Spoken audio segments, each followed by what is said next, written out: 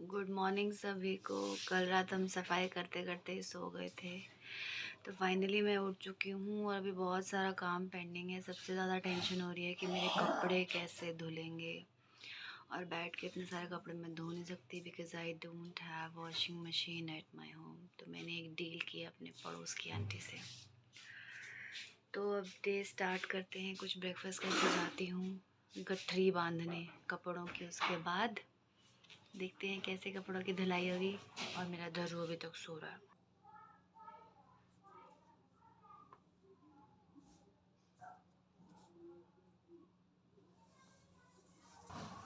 काम तो बहुत सारा है बट मैं अकेले कर नहीं पाऊंगी, इसलिए मैंने सोचा गाइस मौसम चेंज हो चुका है और बहुत ठंड लगती है। हम्म। ओह मैं कुछ कर तो रही हूँ, मैं कुछ कर रही हूँ। मैं कुछ कर रहा हूँ, ये कर रहा हूँ। गाइस बहुत ही खतरनाक है हमारा धरू।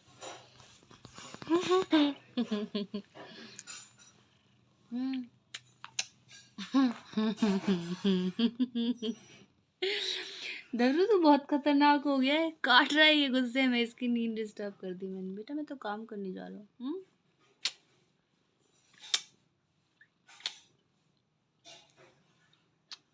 अच्छा बाबू है ना, मेरा अच्छा बाबू है, मेरा अच्छा बाबू है। मैं तो को डिस्टर्ब करने नहीं आया हूँ, मैं तो ये बताने आया हूँ कि मैं काम शुरू कर रहा हूँ। बेटा आप आराम से रेस्ट करो, रेस्ट करो, रेस्ट करो। कुकु कुकु कु। चलो।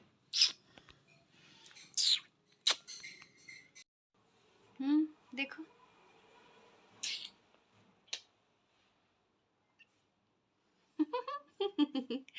दर्रू उठ जा बेटा। देखो सो रहा है अभी तक। देखो इसको, इसको देखो, इसको देखो। सो रहा है, सो रहा है अभी तक। हम्म हम्म हम्म हम्म।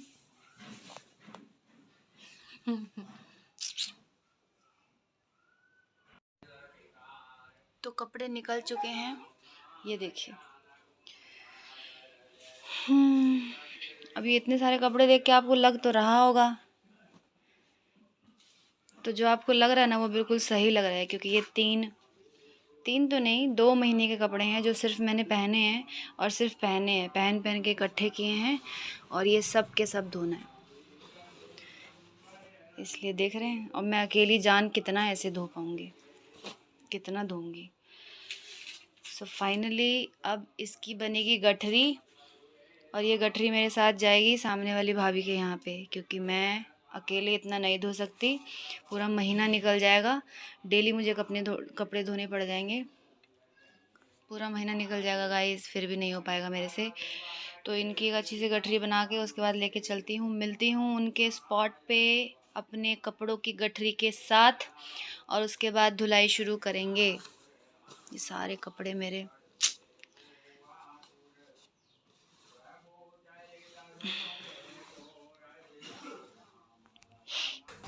तो बनाई मैंने गठरी इन कपड़ों की और चल पड़ी स्पॉट की तरफ जहाँ मेरे कपड़े धुलने वाले हैं गाइस। बहुत भारी, बहुत भारी। ये मैं निकली और मैंने गेट भिड़ाया। इतना भारी, oh my God, का घर भी जीने चढ़ के है। बहुत मेहनत लगी मुझे, पर फाइनली मैं पहुंच चुकी हूँ, आप देख सकते हैं। और मैंने गठरी पटक दी वहाँ। वैसे वो देख के हैरान तो हो गई थी, पर बेचारी क्या करती, उन्होंने हेल्प के लिए हाँ बोला, और मैंने भी बेशर्मों की तरह उन पे थोप दिया। फिर उन्होंने बोला कि कपड़े सीधे कर लो। फिर मैं लग गई कपड़े सीधे करने में। उन्होंने सोचा अकेले मैं कैसे करूँगी, तो उन्होंने मेरी हेल्प कराई। हल्के कपड़े एक तरफ करे, सफ़ेद कपड़े एक तरफ करे, उल्टे कपड़े एक तरफ करे, और मैं भी लगी उनको सीधे करने में। लगा बहुत ज़्यादा टाइम, पर क्या ही करूँ, करना तो था ही। ये देखिए किस तरीके से हम लोग लगे पड़े हैं। ऐसा लग रहा है कि हम लोग कपड़े बेचने वाले हैं। किसी को सीधा कर रहे हैं तो किसी को उल्टा कर रहे हैं। हल्के कपड़े एक तरफ, रंगीन एक तरफ, सफ़ेद एक तरफ।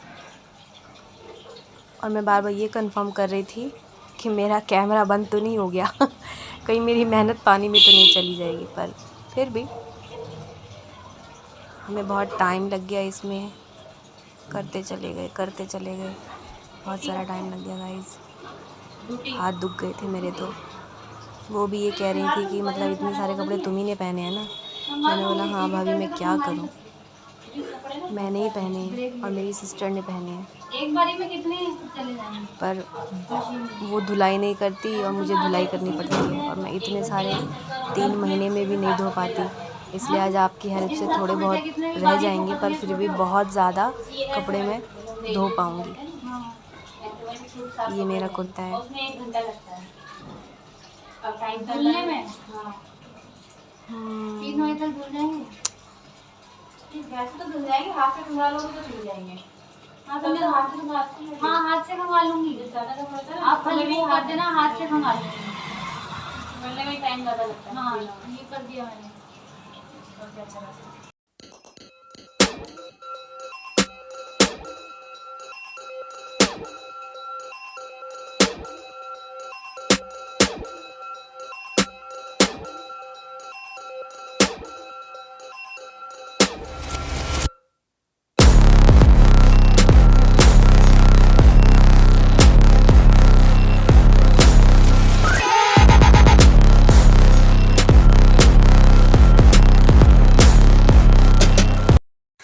OMG मैं कितनी लापरवाह हूँ।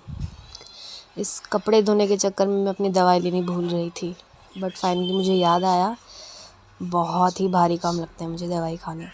इतना टफ़, ऐसा लगता है कोई जंग जीत ली हो दवाई खाते। सो फाइनली मैंने अपनी चारों टैबलेट्स 1 बाय 1 ली और मैंने सोचा थोड़ा सा ब्रेक भी मिल जाएगा। सुबह से लगातार मैं काम कर रही थी।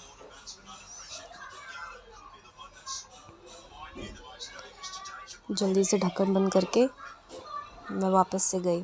कपड़ों को खंगालना था, मैंने उनकी बाल्टी साफ़ की, बाथरूम धोया, फिर मैंने वाइपर मारा। जितना मैं कर सकती थी कन्वीनियंटली उतना मैंने किया। जितना मैं कर सकती थी कन्वीनियंटली उतना मैंने किया। उसके बाद मैंने दोनों टैप्स ऑन किए और मैंने बाल्टी को भरा। भरने के बाद मैंने बाल्टी को घसीटा। फिर मैंने एक एक करके सारे कपड़े भिगोए, उनको डुबोए उस पानी में, डुबो के उनको निचोड़ के रखा। मुझे मालूम नहीं था कि वॉशिंग मशीन कपड़े भी निचोड़ देती है, पर मुझे ये पता चलता बहुत देर हो चुकी थी। मैंने सारे कपड़े निचोड़ दिए और मैंने बहुत मेहनत की। बाद में मुझे भाभी ने बताया कि अरे ये तो मशीन का काम था, तुमने क्यों किया? मैं तो तुम्हें ड्राई कपड़े देती तो तुम जाके डायरेक्ट सुखा देती।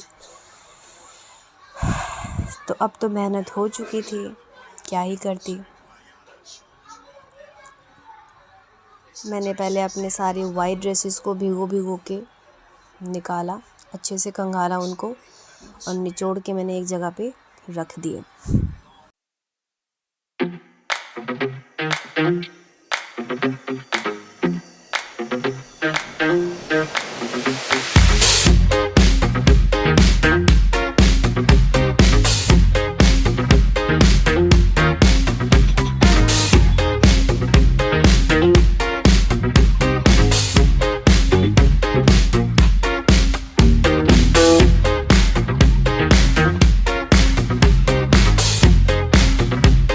इतने कपड़े धोने और सुखाने के बाद मुझे पता चला ओह माय गॉड, ये इतने सारे कपड़े मेरे ही हैं। रियली मतलब मैंने बहुत सारे कपड़े इकट्ठे कर लिए थे और इतने सालों में मुझे पहली बार पता चला कि मेरा छत काफ़ी छोटा है गाइस। यहाँ तो तारें कम पड़ गई।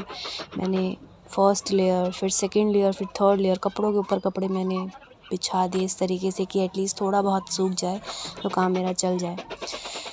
हाँ, मैं काफ़ी थक चुकी थी, स्पेस नहीं था, फिर भी मैंने सभी को एडजस्ट किया। उसके बाद अब मैं काफ़ी थक चुकी हूँ। मिलूँगी आपसे नए व्लॉग में। बाल्टी हो चुकी है खाली। Bye bye, take care.